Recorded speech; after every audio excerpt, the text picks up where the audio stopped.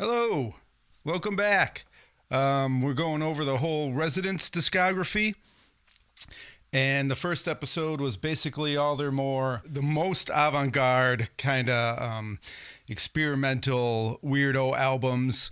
And here, part two, we are starting with, they start making more traditional, verse chorus pop style songs.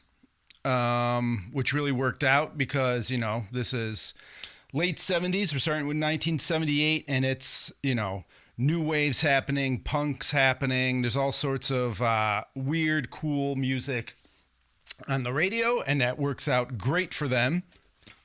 So the first thing is the Duck Stab EP. Now, this came out in 1978. It came out in February 78. As just a 7-inch EP, and it's great. The original 7-inch kind of sounds like crap because you put a bunch of songs on a 7-inch. It's going to sound like crap. So they did have issues with that at first. I think there's a quick second pressing made. So this is definitely the album that kind of declared Randy Rose, the Randy Rose character, as like the lead singer, the singing resident.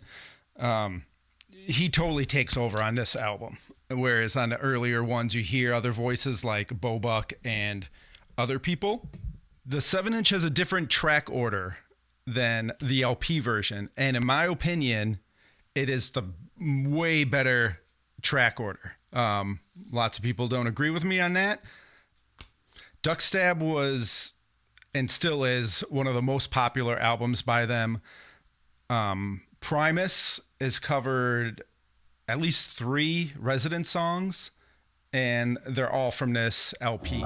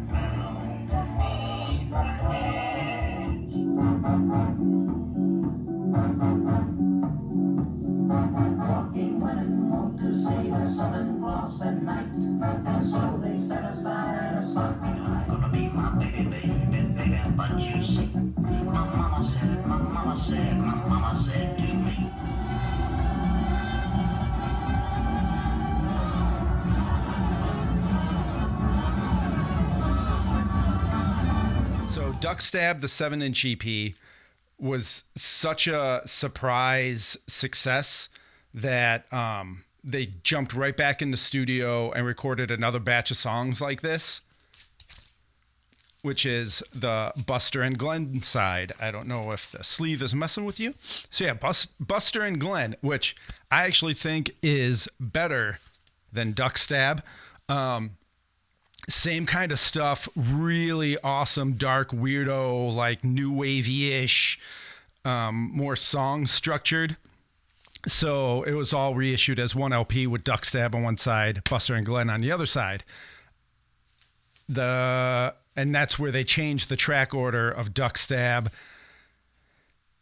And they put Constantinople first, and I just don't think that's a good opening track. The original 7-inch better track order, but sounds like crap. This is a first pressing of the LP. Really good. No one's going to argue this is one of the best Residents albums. What's a woman going to do but throw away her bread?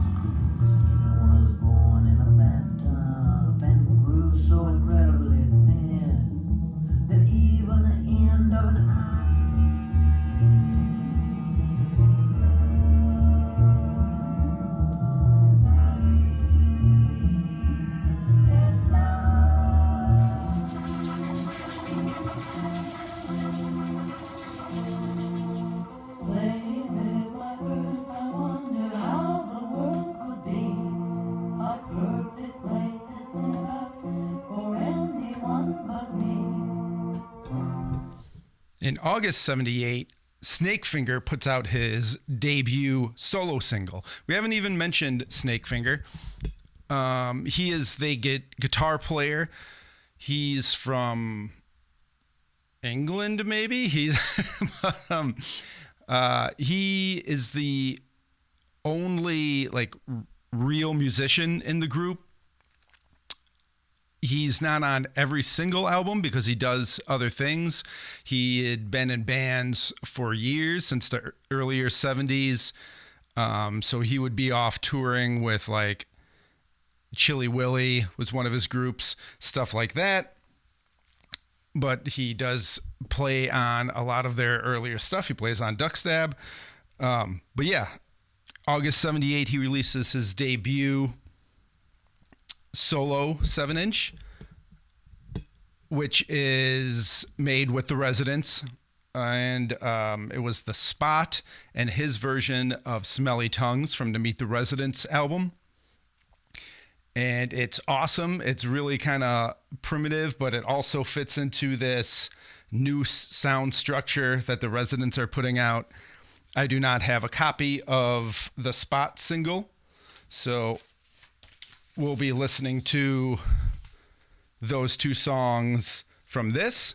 This is a Snakefinger compilation that I put together and released called Who Do You Love? It's basically I Hate 7-inches, so I put all of his like B-sides and single only songs together with some unreleased demos, also out of print, so I'm not trying to sell this to you or anything. Shout out to Steve Summers, who I kind of grew up with in Milwaukee, who did the artwork for this. Thanks again. But yeah, The Spot and Smelly Tongues. Awesome. Let's check that out.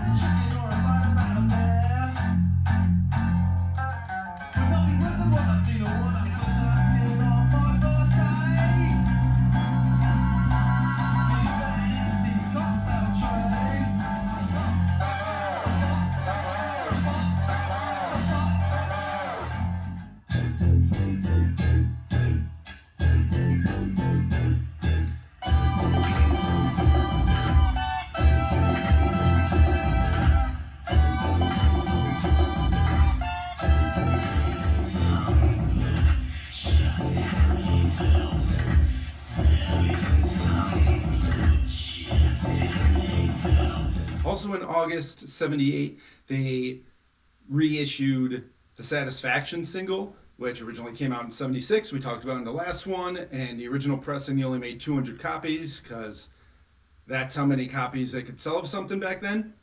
And at this point, they're blowing up so much. I think that it's like a 10,000 copy pressing or something. There's also all this, legend story stuff about how the Cryptic Corporation released it without the Residents' permission, and that's why they got mad and they took away the Eskimo tapes. It's all baloney. It was all, none of that's true. They realized the sound of Satisfaction was now more popular and they could sell way more copies, so they put it out. Smart thing to do. And also smart coming up with these stories that make it more interesting. But yeah, October 1978, they finally release Not Available. Now, this is really their second album. This was recorded back in like 74, 75, something like that. And this might be my favorite Residents album. It's definitely in the top like 3 or something. This has got all the weirdness and like lo-fi creepiness, bizarro sound from like Meet the Residents and stuff, but way better. This is so good, and I think part of it is because, well, there's like all this drama backstory to this album. There's all this drama going down in the organization, and that always helps people's music. I think tragedy, depression, stuff like that, you get the absolute best music out of. So, yeah, they recorded this It was just sort of shelved, and they weren't going to release it. They decided to work on like Third Reich and Roll and stuff like that. But then again, like, you know what? Now all of a sudden everyone's buying their stuff. Why not sell this? But it is really overdubbed, so that's why I did not include this in the first episode. This is clearly worked on later on because there's synthesizers added on it. They didn't own synthesizers in 1974. Also, so this is a recent pressing from Cherry Red, which has a whole extra record of like the original album, which is really interesting to A-B them. And also in the original, you hear way more different voices again. Like I keep talking about that Randy Rose wasn't really the lead only singer guy until these late 70s days. And I think when they overdubbed this and now newly established Randy, the singing resident, kind of took over this album. There's a bit more Randy going on the released album than on the original one. But yeah, this album, it's kind of love it or hate it. There's people that really don't like this, but and then there's people like me that think this is one of the best things they ever did. One of my favorite albums of all time.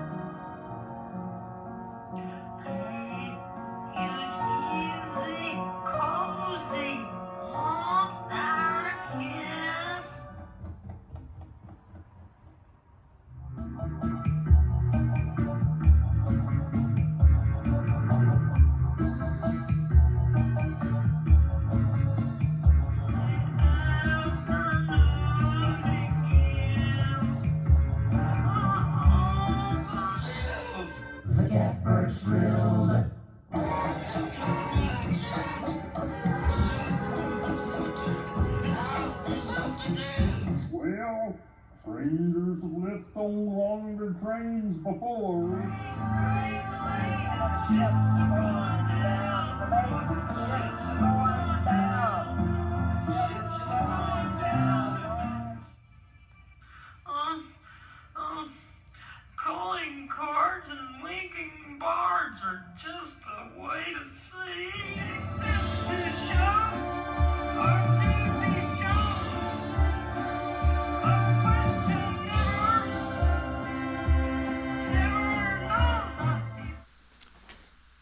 December 1978, more like cashing in on this like new, attention they're getting. So they do another Santa Dog, 1978 Santa Dog. It's not my favorite. Clearly, it's let's just re-record the song Fire that we talked about in the last episode. This new Duck Stab style. So that's what they did. It was just one new recording of that and then the original on the flip side. Beautiful silk screened, crazy looking cover that I don't own anymore because once again, that song is on my Santa Dog Double OP collection I released. So we'll check that out.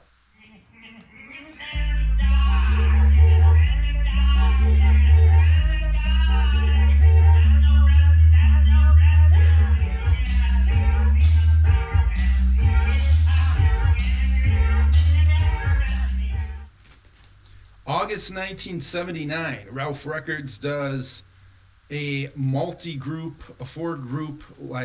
four-way split album called Subterranean Modern. This is my all-time favorite multiple artist album. This features Chrome, MX80 Sound, The Residents, and Tuxedo Moon. They all did 4 tracks, actually MX80 and Chrome, it's only 3 tracks. So they all get, 25% of the record, and it's great stuff by all these bands. I think this introduced me to these bands. The Residents portion, their 4 songs, is absolutely as good as like Duck Stab, Buster and Glenn, that kind of stuff. So this run of like weird, twisted, disturbing pop songs fronted by Randy, between this like 77 to 79 era, this is some of the best stuff you could get from them. I didn't know about this record for a long time, and I think I first heard these songs on a later compilation called Residue Do. And I was like, what the heck are those songs? And I had to look it up. But yeah, this is an original pressing still with the shrink and the hype sticker on it. Definitely pick this up if you can. The Resident songs have been reissued on various like CDs and stuff, but get this for the Chrome songs, the MX80 songs, and this has my all-time favorite Tuxedo Moon song on it. Everything You Want. Check it out.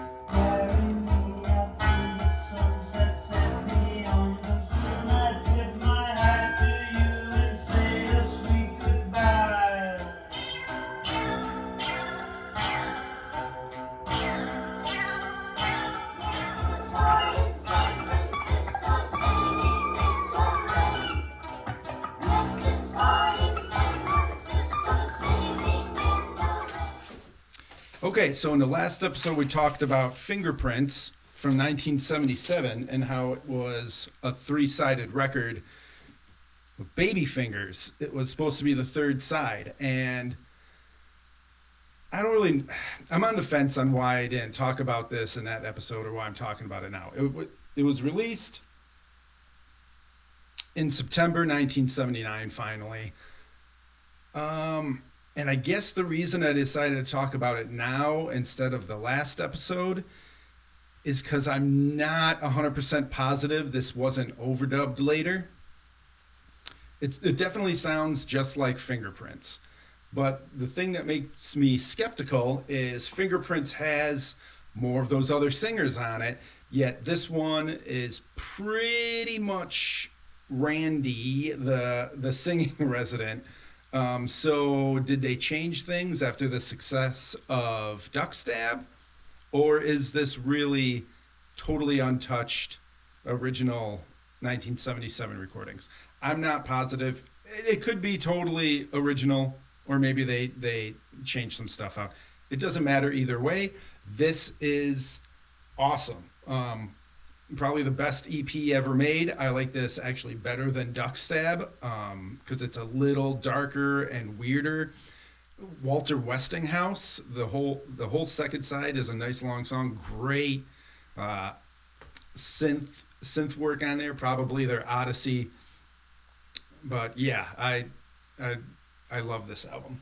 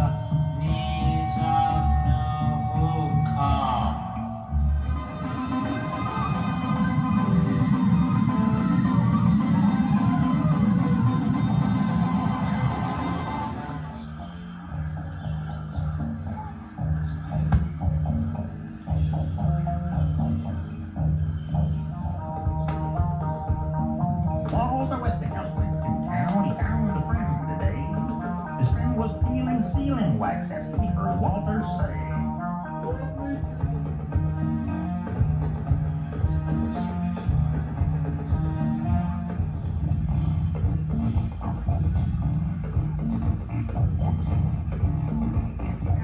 December is a sender, singing songs he knows, but all the words are and. Boy, I hope it snows. Yes, eating soothing moist the bone and bleeding ripping broken bones and causing spells of hell. Eating soothing moist the bone and bleeding. And finally, we're going to end this one with the classic 1979 Eskimo album. So everyone loves this album. This is the one most people know. Well, at least the cover. This is the first time they did the eyeball heads, which actually wasn't originally supposed to be eyeball heads. They were supposed to be crystal balls, but apparently that was going to be harder than they thought to make. So this was like idea B. But yeah, Eskimo. This totally doesn't belong here, in my opinion. So this was released late 79, and it doesn't sound like any of the stuff we covered in this episode. This is not cool, new wavy, verse, chorus, pop song structure stuff. This belongs in episode 1. And that's because this idea started way back then. This was supposed to come out like around Fingerprints, I think, and that totally makes sense. This is a long concept album, wind sounds, fake Eskimo vocals, teeters on the silly side. I'm gonna put this with Third Reich and Roll, where I don't think this is one of their best albums. I think there's some confusion, and because this sold a ton of copies. This was a huge hit for them. But why was it a hit? It was a hit because it was coming off the success of Duck Stab and all this stuff that was more traditional songs. Combine the success of those albums we just talked about with like the hype and the story around this. So they claimed like it was this whole like, the tapes were like hidden and, they weren't going to allow it to be released, and they're mad about the Satisfaction reissue and blah, blah, blah. And, they had to wait for like the proper technology. It's all, it's all just stories, it's all just really, really great marketing. I think they kind of lost interest in working on it, and because it was taking forever. And then that's when they did like Duck Stab and stuff like that. And that ended up being way more popular. And then I think this is yet another like, well, we could sell that now. But yeah, it's cool. I used to, as a teen, living in Milwaukee, I would listen to this on my Walkman while walking around, in the winter. I had to walk, a mile to Collector's Edge on Kinnickinnick, or Rushmore Records, where I bought my first Residence cassette. And it was cool listening to like weird Eskimo music and, snowstorm sound effects and fakes, them imitating seals being clubbed, things like that. So that was cool. Nowadays, I don't really have much interest in this album. This is the first pressing that has the Eskimo stories printed on in the gatefold, and it's on the white vinyl. This has been pressed a million times, so I will bring up, this just happened today or yesterday. Someone in like a synth group on Facebook was asking what synthesizer was used on this, and there's a lot of people answering the question that shouldn't be because they don't know what they're talking about. Tons of people saying, oh, well, they used the emulator. They always used emulators. That didn't exist in 1979. So, no. During this era, they're still very much into their ARP Odyssey. I have an Odyssey over there. I don't think you can see it from this camera angle. These are actually synthesizers from the Resident Studio. These are actually used by them, have their patches in them. But these are way later. But yeah, Eskimo, that's like Odyssey. They also, at the time, had Preston's Moog modular system was kept in their studio, and he actually did some Moog modular stuff on here. But yeah, I mean, you can make wind sounds with any analog synth. Basically, it's a noise generator and a filter. But yeah, not an emulator.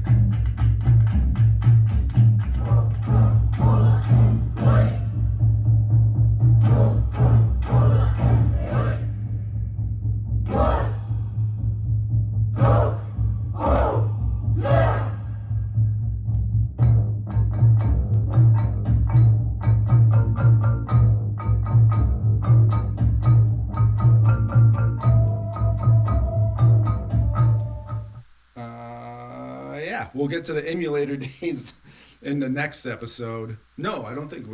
I think next episode's still going to be more of this normal song structure, new wavy-ish, pop-ish albums. So yeah, there we go with that. I'm trying to keep these short. Unfortunately, that means there's going to be a lot of these. I've been mapping all their releases, and I'm thinking like at least 15 episodes. They have a lot of stuff, and it really becomes a mess later on when there's obviously some stuff going on and people are doing more like solo albums and nonstop touring. But anyways, that's episode 2, and that's you should probably check out all that stuff.